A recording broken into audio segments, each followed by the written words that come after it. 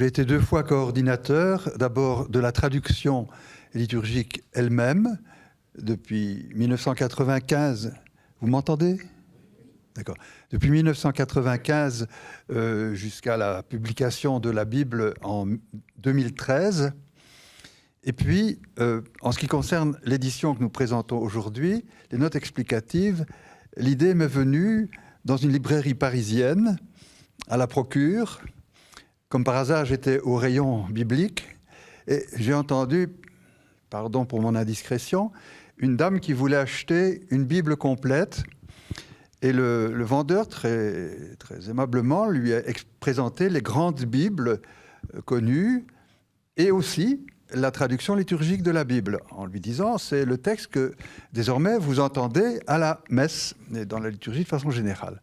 Alors la question a été, par la part de la dame, y a-t-il des notes dans cette Bible ? Il a répondu très justement, il y en a, mais elles sont très brèves. Et en fait, ce sont des notes non pas explicatives, mais justificatives de la traduction. On a mis en note parfois la traduction littérale ou bien certains éléments du texte pour justifier la traduction française par rapport aux connaisseurs qui ont sous les yeux le texte hébreu ou le texte grec. Alors elle est sortie avec une autre Bible.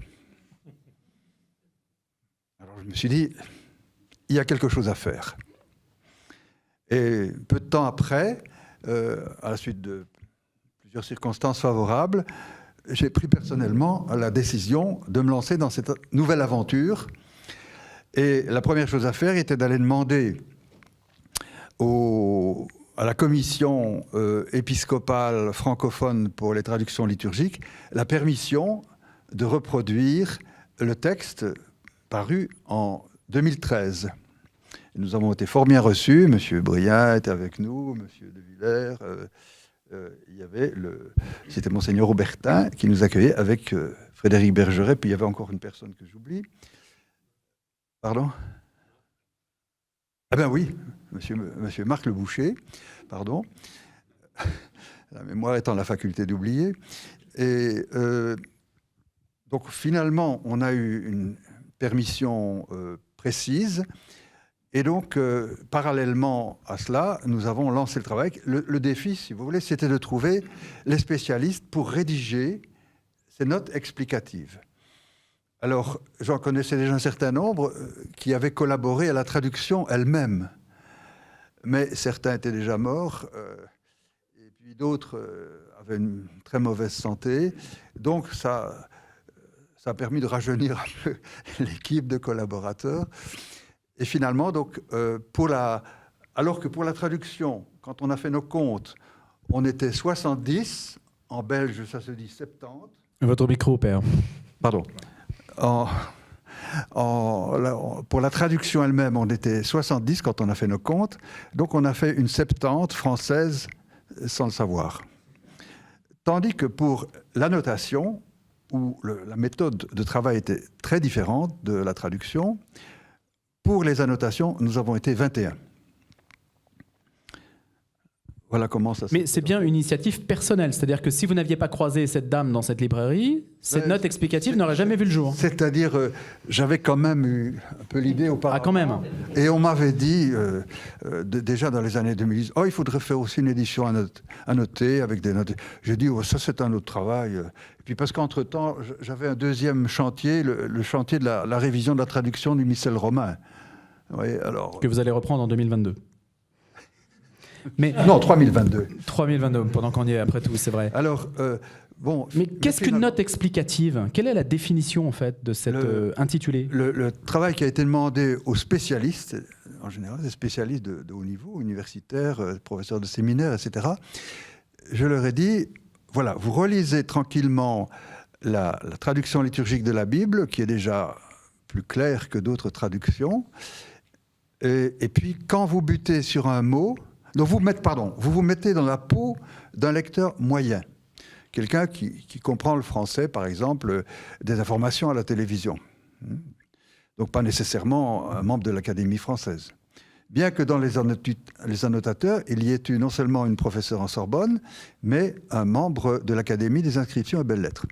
Mais alors je leur ai dit à tous, donc niveau moyen, quand vous rencontrez une difficulté en vous mettant dans la peau d'un auditeur moyen, d'un lecteur moyen, vous faites une note. Et la note a pour but d'éclairer le sens fondamental du texte, le sens, disons, littéral, et de ne pas entrer dans le commentaire. Parce qu'alors, il aurait fallu 2 ou 3 volumes. Mais alors, je vous pose une question, Père Delougne. Est-ce que la note ne récuse pas la traduction qui a été faite, dans la mesure où si on est obligé d'expliquer un mot, c'est peut-être que ce n'est pas le bon mot qui a été trouvé initialement? Généralement pas. D'abord parce que parfois c'était les mêmes qui avaient traduit et qui faisaient les notes, parce que les spécialistes de tels livres ne sont pas légion, hein, donc forcément. Mais non, même si vous avez fait une traduction correcte, il y a une distance culturelle entre le texte et le lecteur d'aujourd'hui de minimum 20 siècles, parfois 30 siècles. Et donc, si vous faites une traduction fidèle, car c'était la première condition de la traduction liturgique, elle aussi comme traduction, il faut être fidèle, mais le texte lui-même présente des difficultés qui ne sont pas immédiatement éclaircies pour le lecteur moyen. Alors peut-être pour lancer notre... Et avant de vous donner la parole, respectivement, Père Gérard Billon et Monseigneur Alexis Le Proux, peut-être parce que je vous ai dit, il faut que vous donniez des exemples concrets de notes explicatives sur lesquelles on peut parler ce soir. Alors, on a 4 exemples, je voudrais que vous les détailliez. Faisons-le maintenant, si vous le voulez bien, parce que comme ça donne des éléments de jugement à ceux qui nous écoutent et qui nous regardent. On a sélectionné 4 exemples, et ce ne sont jamais que les exemples qui sont les plus éloquents pour nourrir la réflexion. Le premier, c'est celui qui porte, si on a suivi le même ordre, frère Delougne, c'est celui qui porte sur la côte d'Adam. Alors vous allez nous expliquer, c'est bien ça, hein ? C'est bien le premier qu'on a choisi. Alors, je vous laisse expliquer ces 4 exemples successivement, de manière assez synthétique, puis après on en discutera. Comment la femme fut-elle créée? Dans la traduction, nous avons dit « Alors le Seigneur Dieu fit tomber sur Adam un sommeil mystérieux et l'homme s'endormit. Le Seigneur Dieu prit une de ses côtes, puis il referma la chair à sa place.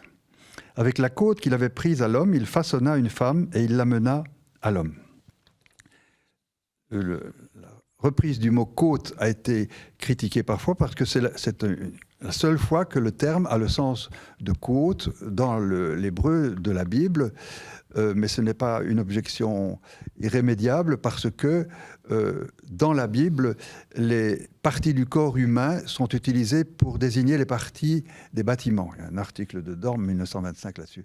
Et donc, il faut revenir à la traduction ancienne qui a toujours compris que ce n'était pas seulement le côté, mais c'était une côte d'Adam. Maintenant,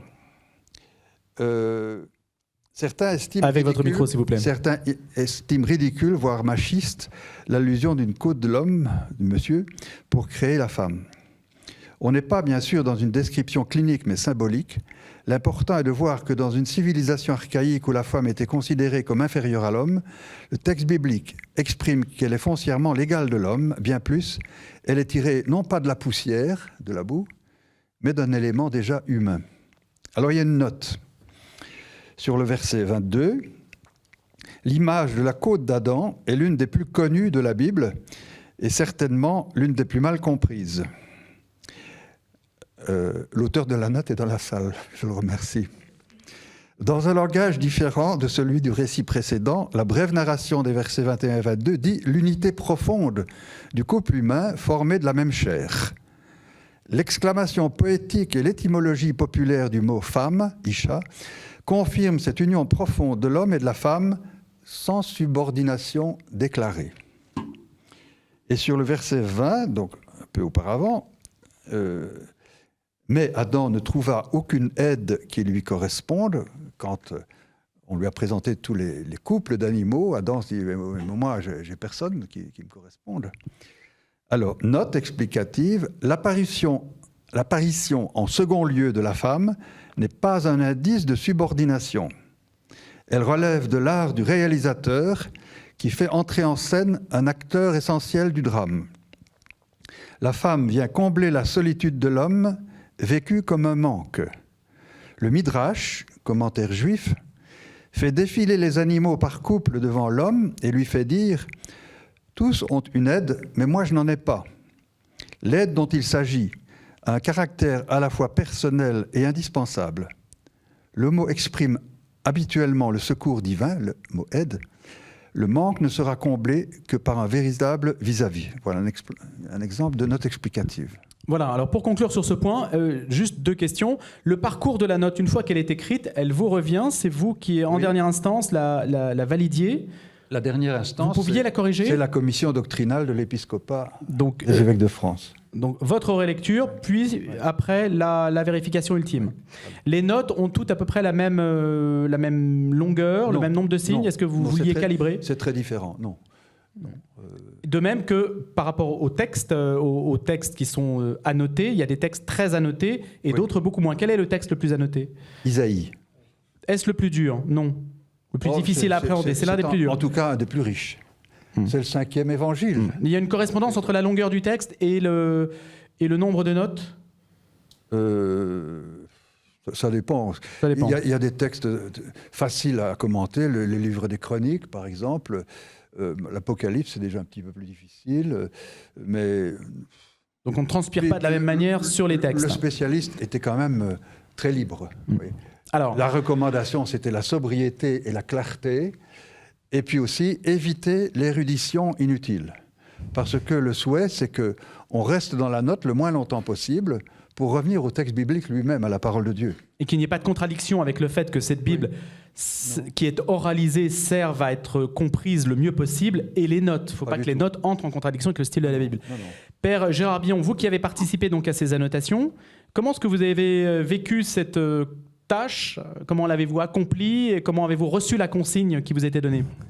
Je l'ai accompli avec sueur, larmes et tremblements, mais surtout pendant l'été dernier, mais dans lequel je devais rendre mon texte et il me tannait toutes les semaines. Mais je me souviens fort bien de la recommandation qu'Henri effectivement avait donnée, le lecteur moyen. Mais moi qui suis prêtre en paroisse en même temps que professeur... À Noirmoutier, j'ai oublié de le préciser. À Noirmoutier, vous oui, y tenez beaucoup. Donc prêtre en paroisse, je pensais aux équipes liturgiques, je pensais aux catéchistes qui utilisent ce texte et qui pourraient de fait buter sur un mot et qui avaient, me semble-t-il, parfois besoin d'une petite aide à côté. Voilà. Et alors en même temps, l'aide, elle est quoi ? Elle est d'ordre historique, elle est d'ordre littéraire, elle est d'ordre théologique. J'allais dire ces 3 choses en même temps. Les notes, de temps en temps, me semble-t-il, ne donnent pas le sens, parce qu'il n'y en a pas forcément un seul, mais ouvrent des perspectives. Mieux situer le terme justice. Alors, je vais prendre un texte que je n'ai pas moi-même travaillé, si vous le voulez bien, mais je vais prendre le début de la lettre aux Romains. Bien. Le début de la lettre aux Romains, au chapitre 1, vers la fin du chapitre 1, vous avez ceci. J'ai des devoirs envers tous, grecs et non grecs, savants et ignorants. De là, cet élan qui me pousse à vous annoncer l'Évangile, à vous aussi qui êtes à Rome. J'imagine que dans la salle, tout le monde comprend que l'Évangile, c'est d'abord le message de l'Évangile. Mais je ne suis pas sûr que le mot Évangile aujourd'hui ne soit pas compris par les gens que j'ai en face de moi, par des gens d'équipe liturgique, comme étant les 4 évangiles. Aussi, la note que je n'ai pas rédigée, donc je suis très libre de l'apprécier, dit... Non à propos du mot évangile, non pas un évangile écrit, mais la bonne nouvelle du salut, parole efficace, puissance de Dieu, comme il sera dit au verset suivant. Cet évangile, avec un grand E, les Romains l'avaient déjà reçu, on ne sait pas par quelle voie, mais Paul désire leur en donner une connaissance plus vive et plus profonde, et surtout attirer leur attention sur la grande vérité qui formera le thème majeur de sa lettre. Eh bien, vous avez ici en 1, 2, 3, 4, 5, 6, 7 lignes, vous avez quelque chose qui est d'ordre littéraire, quelque chose qui est d'ordre historique et quelque chose qui est d'ordre théologique. C'était les 3 ingrédients qu'il convenait de réunir ? Je crois que ce sont les 3 ingrédients qui nous ont tous guidés. Alors, certains livres, les notes sont plus historiques parce que ça le demande. D'autres, elles sont plus littéraires ou plus théologiques. Et puis parfois, Henri, je peux bien le dire, on s'amuse un peu. Et précisément quand vous avez la liberté de... non pas de commenter, mais d'annoter, parce que c'est la distinction que vous avez faite, ce ne sont pas des commentaires, mais bien des annotations. Est-ce que vous n'avez pas l'embarras du choix au bout du compte? Est-ce que vous devez sacrifier une partie de ce que vous aviez sélectionné pour ne retenir que ce que vous estimez utile, Père Billon? Alors quand même, le contrat qui dit il faut que ce soit court, que ce soit simple et que ce soit immédiatement compréhensible, c'est quand même une exigence. Les notes explicatives qui sont là, ce ne sont pas les 4 grandes éditions qui existent et qui sont absolument, qui servent de référence. Je veux dire, vous avez la Bible de Jérusalem, je veux dire avec les notes, vous avez la Tob, vous avez la Nouvelle Bible Second et vous avez la Bible Sti. Ce sont les 4 qui me viennent à l'esprit. Mais là, vous avez des notes très sérieuses, très érudites, parfois qui rentrent dans le détail. Et elles m'ont servi, par exemple, moi, pour mon travail. J'ai annoté principalement les livres des rois et les livres des chroniques. Je dois avouer que, évidemment, les notes de la Tob et de la Bible de Jérusalem, et surtout de la première version de la Bible de Jérusalem, m'ont beaucoup aidé. Mais ça rend un autre service aux personnes qui les lisent. Mais ça les accompagne différemment. Voilà. Ouais. Là, il s'agit bien d'une visée opérationnelle. Ouais.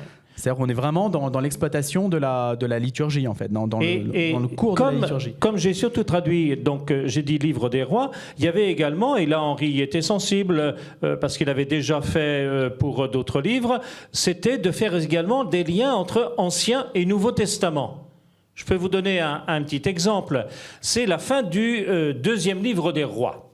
La fin du 2e livre des rois, donc, évoque la captivité du roi Jéconias à Babylone, et ça se termine par une espèce de happy end. La 37e année du règne du roi de Babylone, eh bien, le roi de Jérusalem, il est remis en honneur, et les jours, ça se termine comme ça. Sa subsistance fut assurée en permanence par le roi, jour après jour, tous les jours de sa vie. Alors, à la suite d'un certain nombre de commentateurs qui m'ont précédé, voici ce que j'ai écrit et qui a été accepté. Ce retour en grâce conclut l'histoire du peuple d'Israël par une note d'espoir. La dynastie de David est bien vivante et la promesse n'est pas abolie. Alors renvoie à 2 Samuel 7, etc. Cependant, elle va emprunter le chemin de l'anonymat. Alors là, ça c'est, j'allais dire, j'ai tenu personnellement, et ça a été accepté, à faire un lien avec la généalogie de Matthieu, puisque le roi en question, eh bien, conclut l'une des 3 parties de la généalogie de Matthieu. Donc, voici comment cette note se termine. Cependant, donc, elle va emprunter le chemin de l'anonymat. En Matthieu 1,12, la généalogie de Joseph, époux de Marie, fait commencer sa 3e période par Jéconias, puis Salatiel et Zorobabel, confère Esdras 3,8, et lequel est ensuite suivi par une longue liste d'inconnus. Je tenais pas simplement à dire que ça commençait la 3e, je tenais à dire également qu'il y avait la liste d'inconnus. Alors après, on pourrait aller voir, maintenant vous pourriez aller voir dans Matthieu chapitre 1 verset 12, puisque c'est pour moi qui ai fait les notes, comment le commentateur a agi, etc. S'il y a de bien dans une Bible comme ça, c'est que vous savez, on peut jouer à saute-mouton. On peut aller d'une note à une autre note. En fait, c'est un petit exercice auquel on peut se livrer de temps en temps pour se faire plaisir, mais surtout, on apprendra beaucoup de choses. Voilà. Père Delogne, est-ce qu'il y a des notes qui ont été refusées? Vous avez refusé beaucoup de choses ou pas? Non. Vous avez dit là, non, c'est pas possible. Non, parce que là, tous étaient sérieux. Non seulement tous étaient sérieux, mais ils sont tous plus compétents que moi. Moi, je ne suis pas spécialiste. Oui, mais vous auriez pu dire, mais non, là c'est illisible, la personne ne va pas comprendre, le lecteur moyen ne va pas comprendre. Oui, j'ai peut-être fait certaines corrections. Est-ce que je t'en ai fait beaucoup? Je ne crois pas. Hein. Tout le monde en a fait une ou deux, oui, voilà. Mais j'ai oublié lesquelles. Vous ne lui en tenez pas rigueur, c'est l'essentiel. Monseigneur Alexis Leproux, est-ce qu'on peut avoir votre regard sur cette œuvre accomplie et sur l'intérêt qu'on peut en retirer du point de vue de l'usage, tout simplement, qu'on peut en faire? Alors, je remercie David de m'avoir sollicité pour cette table ronde pour faire l'éloge de cette Bible, parce que je l'appelle de mes voeux depuis 30 ans. Depuis 30 ans, lorsque j'entrais au séminaire et que j'ouvrais pour ma Lectio Divina les Bibles qu'on nous offrait aux premières communions ou à la confirmation, eh bien, on s'apercevait qu'il y avait un décalage entre la liturgie et puis la Bible qu'on lisait. Et je découvrais dans ma période de séminaire qu'on commençait à apprendre par cœur certains psaumes, en particulier le psaume 94. Et puis quand on le lisait dans la Bible de Jérusalem, on était totalement perdu, déconcerté, voire agacé. Et donc, il y a 30 ans, je me disais, quand est-ce qu'on aura une Bible complète et si possible avec des notes explicatives. Alors quand David Brien m'a parlé de ce projet et de cette soirée, vraiment j'étais ravi de pouvoir venir rendre témoignage à cette expérience personnelle, mais aussi, je crois, de nombreuses personnes qui, comme la dame dont vous parliez à la procure, cherchent une Bible dans laquelle elle se trouve chez elle, et pas d'abord comme exégète spécialiste du yavisme, de l'éloïsme, etc., mais comme cette parole qu'on entend à la messe et qu'on finit d'une manière ou d'une autre par mémoriser avec certaines images, certaines expressions, avec une importance de l'unité entre ce qui est entendu, ce qui est proclamé et ce qui est lu et médité.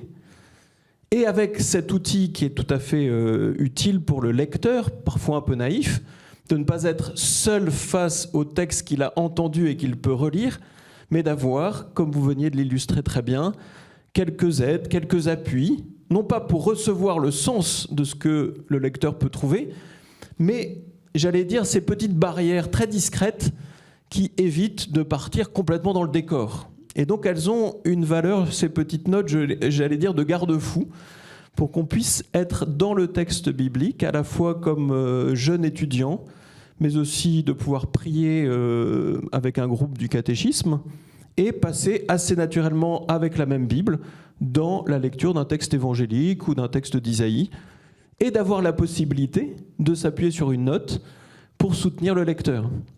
Donc ça, c'est vraiment le premier, j'allais dire, le premier point qui me réjouit vraiment de cette Bible. Et j'ai découvert aussi, dans l'esprit de cette nouvelle Bible, que les Bibles scientifiques d'il y a 30 ou 40 ans deviennent maintenant des Bibles numériques. C'est le projet, la Bible en ses traditions de l'école biblique. On a besoin d'avoir, j'allais dire, des faisceaux de notes assez variés. Et on n'a plus besoin aujourd'hui, quand on étudie le texte biblique de façon plus rigoureuse ou scientifique, j'allais dire d'avoir une Bible limitée. Et donc le projet des Dominicains aujourd'hui, qui est, on pourrait dire, la nouvelle Bible de Jérusalem, par les moyens numériques, offre un spectre extraordinaire de notes, d'entrées historiques, littéraires, critiques textuelles, manuscrits, etc. Alors que la Bible que je vais avoir dans ma chambre ou dans ma paroisse n'a pas besoin, j'allais dire, de tout cet équipement. Donc il faut la penser vraiment pour l'usage qu'on peut en faire pratiquement parlant. Voilà, et dans un usage qui unifie toujours, parce qu'on est très attaché à ça, la prière communautaire, la méditation personnelle et l'étude raisonnable. Je n'allais pas dire rationnelle, mais raisonnable. Je peux intervenir très brièvement sur ce point. Cet élément d'unité entre les trois niveaux que vous venez d'évoquer a été ce qui, personnellement, m'a déterminé pour accepter le travail de traduction. Oui, qui est un immense travail. Hein. Oui. Et je me souviens de parler avec Maurice Gilbert, avec qui je travaillais à Rome, qui a contribué aussi à ce travail, me disant, on est en train de finir, parce que je faisais mes études à Rome il y a une vingtaine d'années, on est en train de finir la traduction liturgique, parce qu'il manquait des morceaux.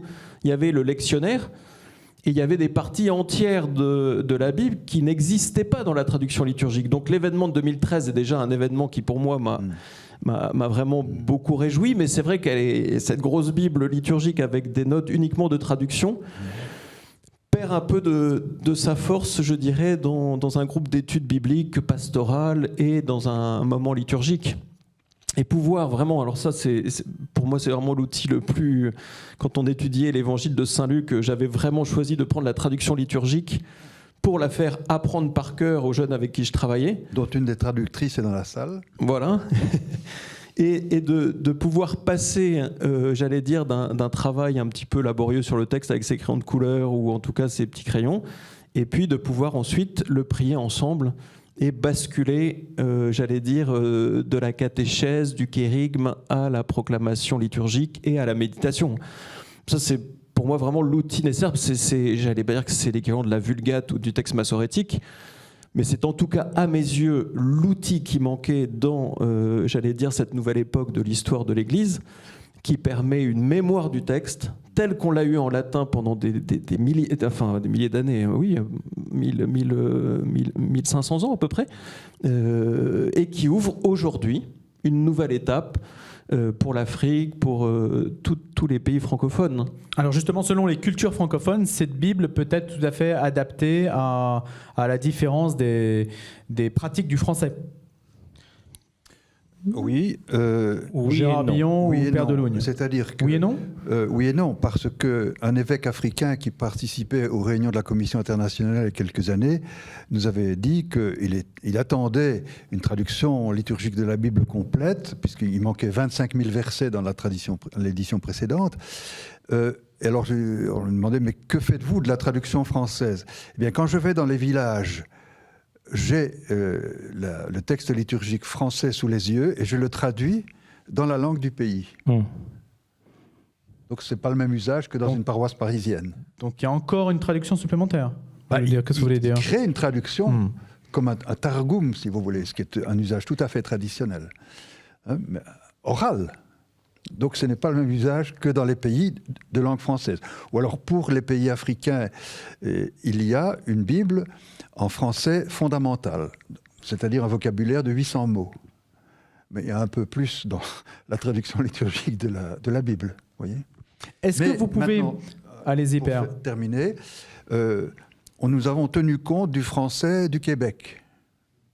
Nous n'avons pris aucune formule typique du français du Québec, mais lorsque on a créé les 5 commissions qui ont examiné les 4200 remarques faites par les évêques francophones, dont la moitié avait été faite par les évêques du Québec, qui avaient pris très au sérieux leur travail de révision, il y avait dans chacune des équipes un Québécois.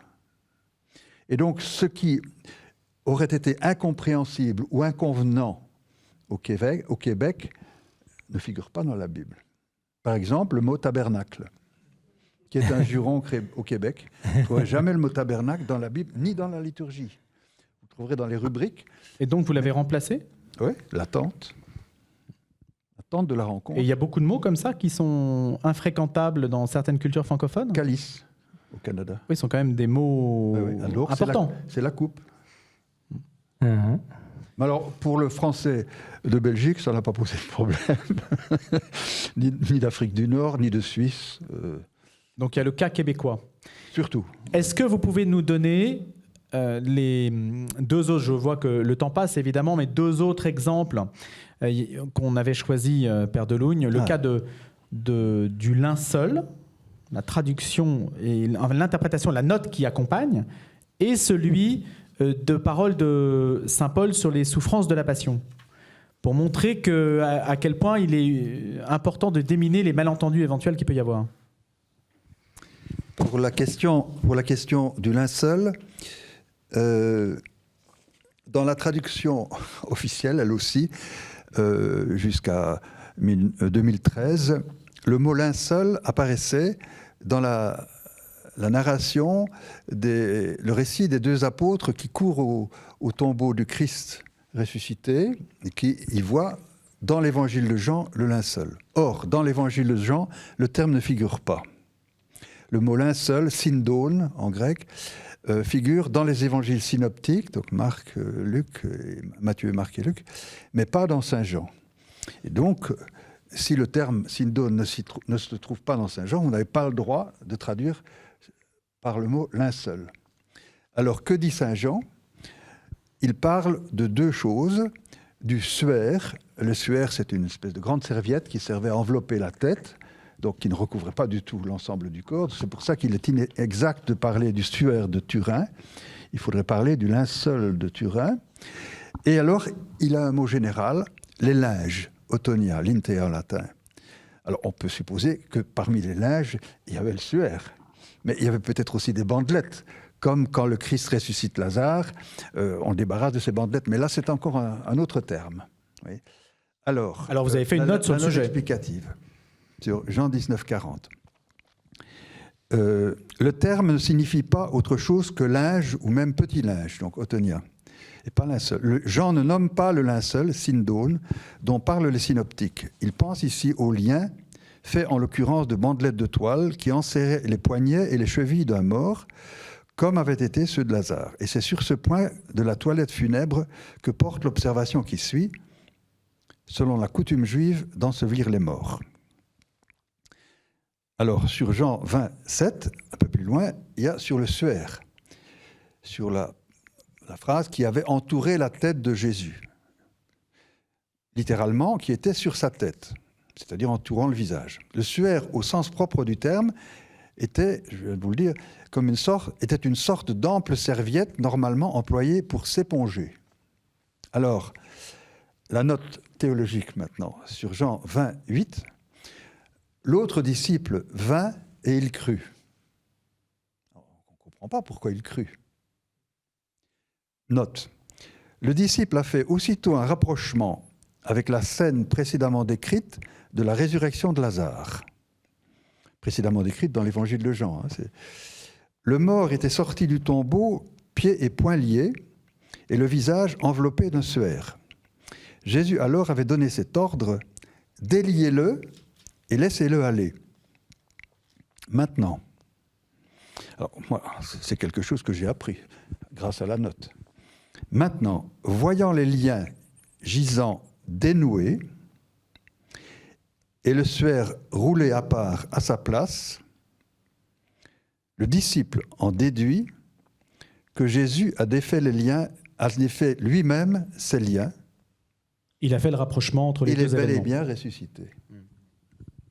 Voilà un exemple d'une note, c'est bien une note et pas un commentaire. Là, vous apportez un élément de culture scientifique, là, quasiment aussi. C'est à la fois culturel et scientifique. C'est une note de type historique, c'est un éclairage de type historique. Et c'est sans doute indispensable. Alors on ne peut pas le faire sur beaucoup de choses, mais c'est un type de note particulier qui est à la fois ici, qui situe dans la culture pour faire comprendre un mot, et qui a un petit développement théologique à la fin. Voilà. Tout à l'heure, vous aviez parlé, je reviens précédemment, sur la valeur de la traduction et des notes pour les divers publics de francophonie. Mais je veux dire, et alors Henri a fait un parallèle entre une paroisse parisienne, ce qui est une référence absolue évidemment, et puis le continent africain. Donc une paroisse parisienne, le continent africain. Évidemment, il y a des disparités, mais même en France.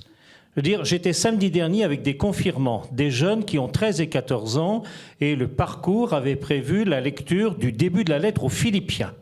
Eh bien, je vous jure que on m'avait confié la tâche de le lire, et malheureusement, je n'avais pas pris le temps de préparer mon intervention.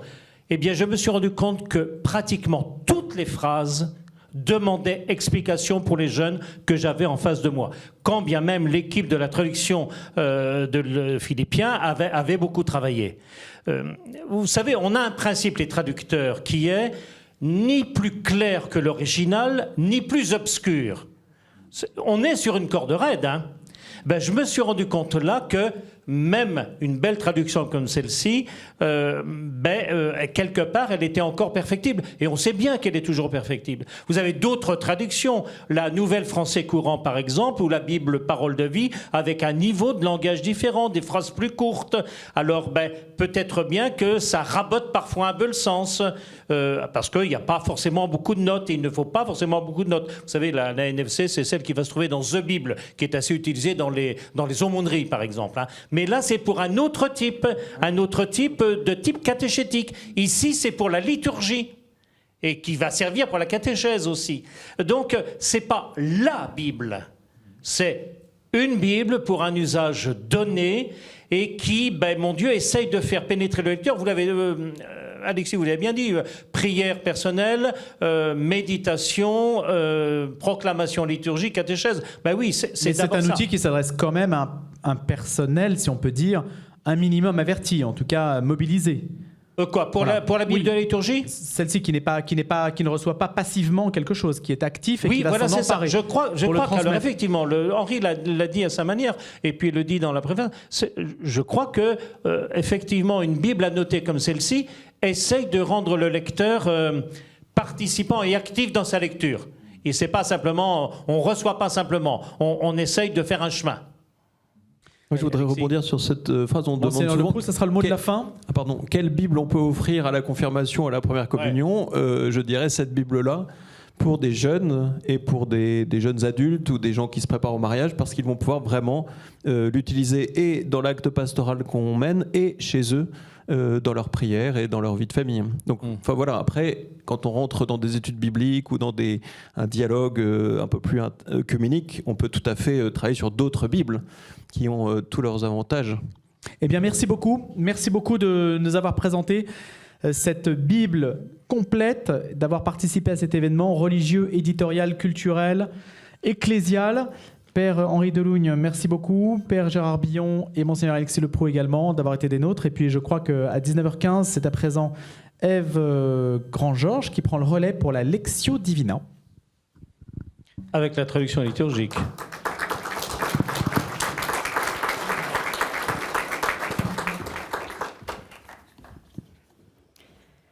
Bonsoir, mesdames, mesdemoiselles, messeigneurs et messieurs.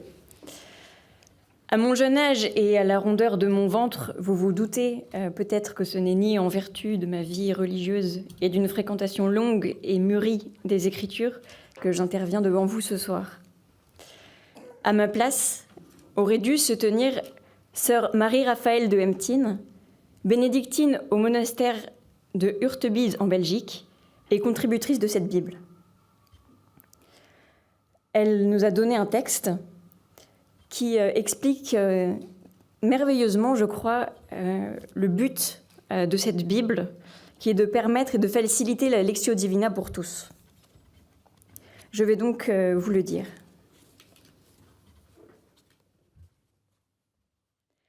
Cette édition de la Bible, en sa traduction liturgique avec notes explicatives, a été voulue notamment pour faciliter l'expérience de la Lectio Divina pour tous.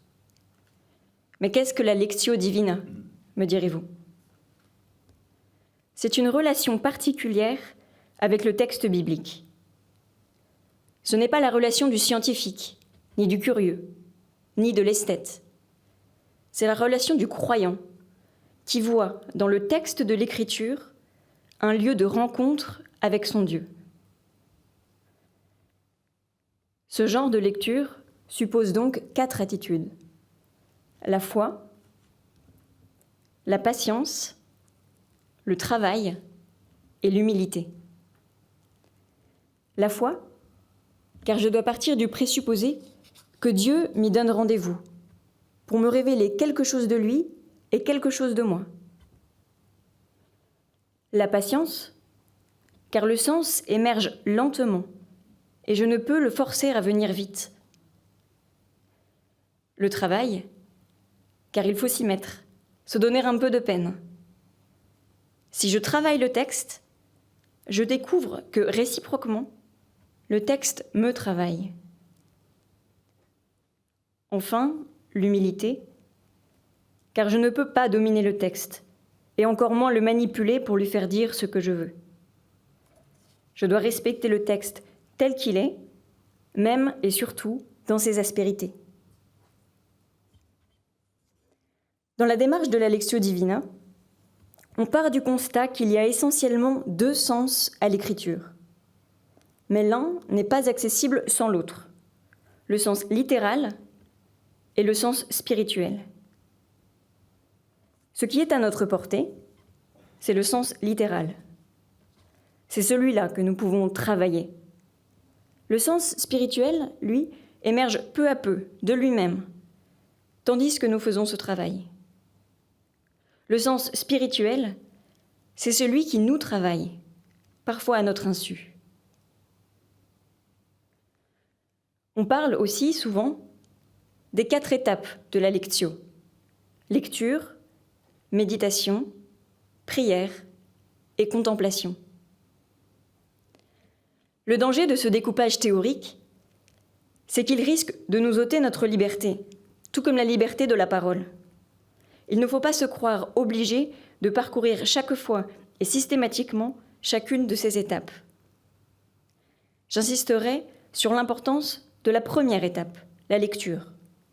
Lorsque nous sommes à la recherche du premier niveau de sens, le sens littéral. C'est là, en effet, que se trouve le plus grand défi. La suite va couler de source. Or, pour cette première étape, nous avons bien souvent besoin d'aide. Comment faire quand on est devant un texte qu'on aimerait creuser ? On se trouve alors comme un alpiniste devant une haute paroi à escalader. L'alpiniste va chercher les aspérités, les creux, les défauts du rocher, comme autant de prises possibles. Il n'ira pas tout droit. Il sera patient. Et il ne négligera pas d'emprunter les chemins déjà tracés par d'autres avant lui. De même, devant un texte lisse en apparence, et surtout si nous pensons le connaître par cœur, l'avoir déjà entendu 1000 fois, ne refermons pas trop vite le livre. Commençons par l'interroger, lui poser des questions. Rien de tel que des questions toutes simples, des questions d'enfants, pour entrer dans le secret du texte. Il y a là une façon de faire toute biblique. Cherchons les liens à tisser avec d'autres textes de l'Écriture, car l'Écriture s'éclaire par l'Écriture. Situons le texte dans son contexte. La vue d'ensemble et de détail se complètent réciproquement. Comparons les traductions. Enfin, mémorisons.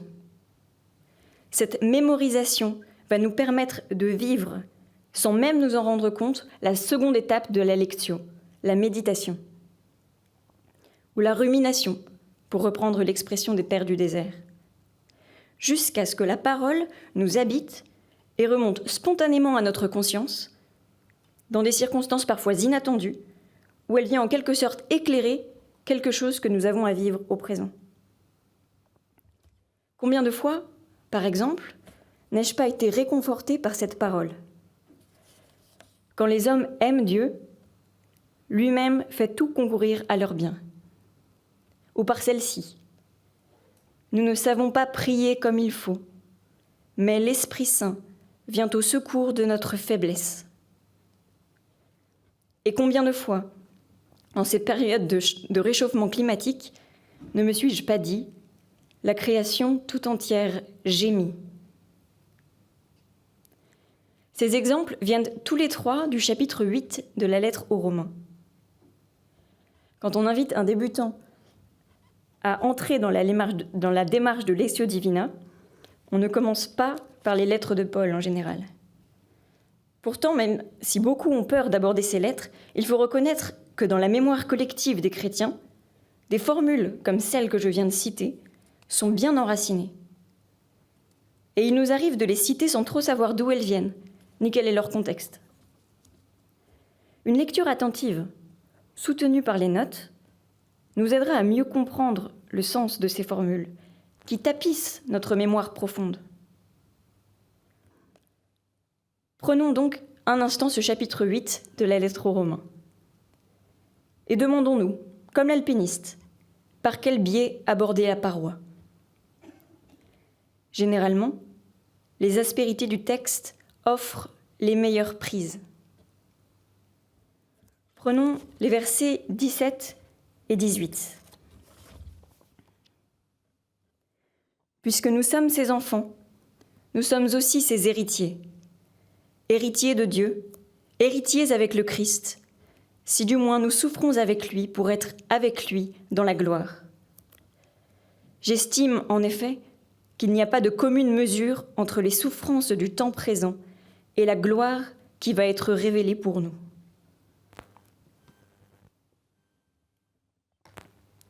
Je m'arrête au mot « gloire ». Ce mot n'est plus guère présent dans notre vocabulaire quotidien, et il a même des connotations parfois douteuses. Pourtant, il est fréquent chez Paul. Que signifie-t-il ?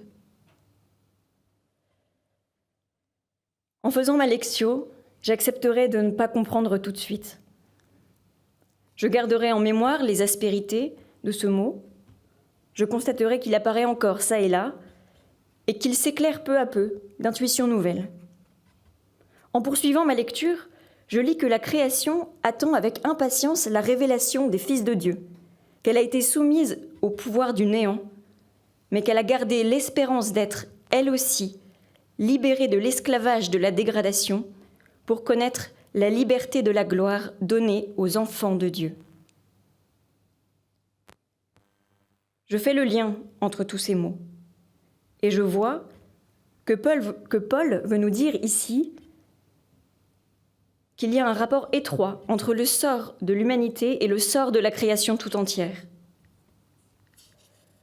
Au passage, je m'émerveille du rôle de l'esprit. Je fais aussi des rapprochements entre les 3 gémissements. Nous gémissons, la création gémit, et l'esprit intercède pour nous par des gémissements inexprimables. Et je comprends que ce sont des gémissements d'enfantement. Enfin, en lisant les versets 29 et 30, je découvre un autre mot, superbe, image. Grâce à la note, je comprends ce que ce mot signifie par ailleurs chez Paul. Ce Fils est lui-même la parfaite image du Père. En le contemplant dans la foi, le chrétien est transformé en cette même image. Et je comprends que cette fameuse gloire à laquelle nous sommes appelés n'est autre que la configuration à l'image du Fils. Comme Paul, je laisse alors éclater ma joie et mon action de grâce, et je chante l'hymne à l'amour de Dieu. Je cite, « Que dire de plus ? Si Dieu est pour nous, qui sera contre nous ?» Mais le verset suivant constitue un nouveau défi. Il dit « Il n'a pas épargné son propre Fils, mais il l'a livré pour nous tous. Comment pourrait-il avec lui ne pas nous donner tout ?» Ce verset est difficile à comprendre à première lecture. Comment accepter, en effet, un Dieu qui n'épargne pas son propre Fils et qui le livre pour nous ?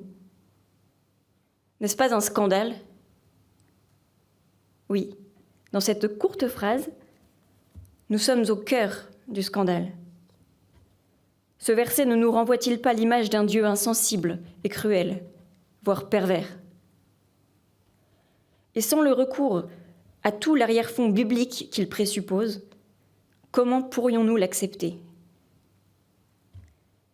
Si je n'avais pas le secours des notes, serais-je en mesure de saisir les allusions bibliques qui sont cachées dans cette phrase ? Rien que pour ce verset, il y a 3 notes. La première s'applique à l'expression « Il n'a pas épargné son propre Fils » et nous montre qu'il y a là une allusion à l'épisode de Genèse 22, qu'on appelle généralement le sacrifice d'Abraham et que les Juifs appellent ligature d'Isaac. Ce faisant, Paul établit un lien entre Jésus et Isaac, le fils bien-aimé. Les 2 notes suivantes nous renvoient au cantique d'Isaïe 52-53, ce fameux cantique du serviteur du Seigneur, qui a tant aidé les premiers chrétiens à donner un sens à la passion scandaleuse de leur maître.